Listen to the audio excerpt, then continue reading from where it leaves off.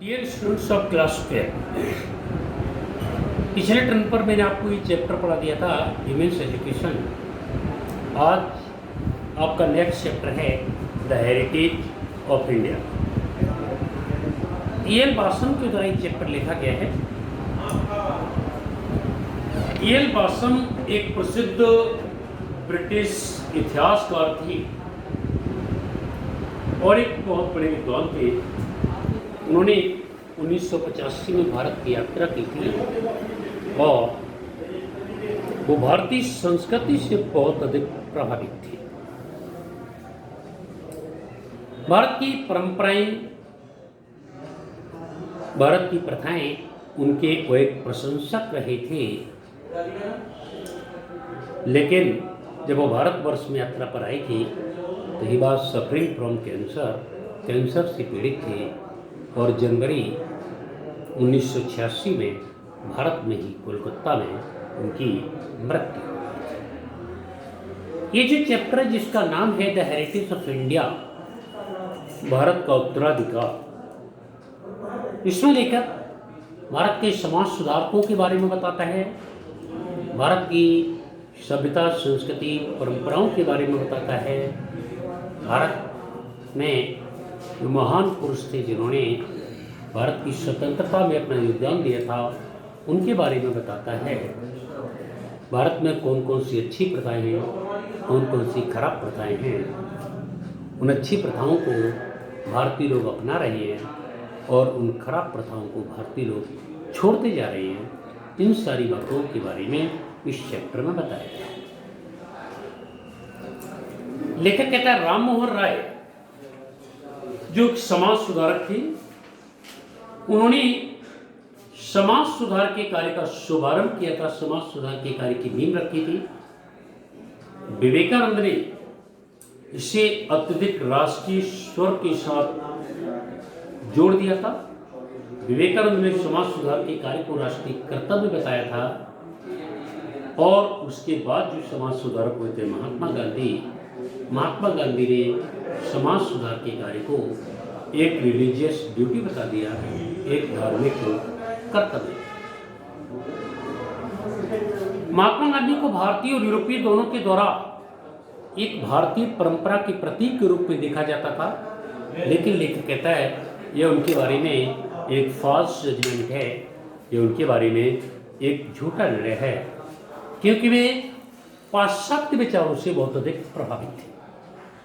गांधी जी भारतीय संस्कृति के मूलभूत सिद्धांतों में विश्वास करते थे, लेकिन जातिवाद से घृणा करना, पीड़ित लोगों के प्रति प्रचंड स्नेह, औरतों के अधिकार की लड़ाई लड़ना, ये चीज़ें दर्शाती हैं कि महात्मा गांधी केवल भारतीय परंपरा के ही प्रतीक नहीं थे, बल्कि वे पाश्चात्य विचारधारा से भी बहुत थे।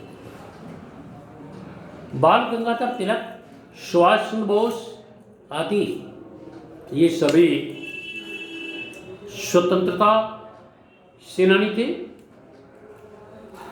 और महात्मा गांधी के दृष्टिकोण को देखने के लिए लेकर कहता है कि हमें सरमन ऑन द माउंट, पर्वत पर दिए गए उपदेशों को देखना चाहिए। और इसके बाद लेखक कहता है कि आज भारतवर्ष में चाहे किसी भी धर्म का व्यक्ति क्यों ना हो, वो अपनी खराब बातों को, अपनी कुरीतियों को त्यागने के लिए तैयार है। राजनीतिक रूप से और आर्थिक रूप से भारत को चाहे कितनी भी समस्याओं का सामना क्यों ना करना पड़े, लेकिन इस बात की भविष्यवाणी निश्चित तौर पर की जा सकती है कि जो भारत का भविष्य है, जो भारत के लोग हैं, ये अपनी प्राचीन परंपराओं को नहीं छोड़ेंगे, चाहे वो पाश्चात्य विचारधारा से कितने भी अधिक प्रभावित क्यों ना हो जाए। और जो भारतीय लोग हैं, ये स्वतंत्रता के मात्र कुछ वर्ष के बाद ही अपनी बैड कस्टम्स को, अपनी खराब प्रथाओं को त्यागने के लिए तैयार है। हिंदू सभ्यता है वह संश्लेषण का एक उत्कृष्ट उदाहरण है, एकता के एक उत्कृष्ट उदाहरण है। आगे लेकर कहता है कि हिंदू सभ्यता है ये अपनी निरंतरता को जारी रखेगी। इसका कारण ये है कि भारतवर्ष में भागवत गीता उपनिषद, रामायण, इन सभी चीज़ों का अध्ययन किया जाता है। और जो धार्मिक ग्रंथ होते हैं वो हमें कुछ न कुछ शिक्षा अवश्य देते हैं। धार्मिक ग्रंथ हमारी प्रथाओं, हमारी परंपराओं को आगे बढ़ाने के लिए होते हैं। इसलिए लोग रामायण, महाभारत के नागरिकों से प्रेम करते हैं, पसंद करते हैं। दुष्यंत और शकुंतला की कहानी को पसंद करते हैं, राजा पूर्व और उर्वशी की कहानी को पसंद करते हैं। भारतवर्ष में गरीबी भी पाई जाती है, लेकिन वह गरीबी भारत में जो जीने का तरीका है, प्रसन्नता से जीने का तरीका, उसे आज तक समाप्त नहीं कर पाया। अंत में लेखक कहता है कि भारतीय सभ्यता संस्कृति जो है काफ़ी उच्च है और ये कभी छूटेगी नहीं, क्योंकि हमारी सभ्यता संस्कृति में जो खराब चीज़ें पाई जा रही हैं वो स्वतः परिवर्तित हो रही हैं, उनमें चेंजिंग आ रहा है।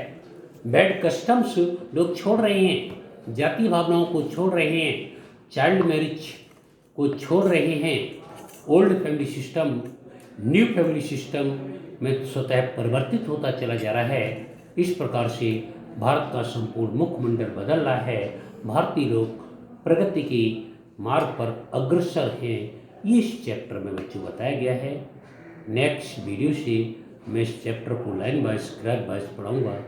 तब तक अपने स्वास्थ्य का ध्यान रखिए और इसे रिपीट करते रहिए। धन्यवाद।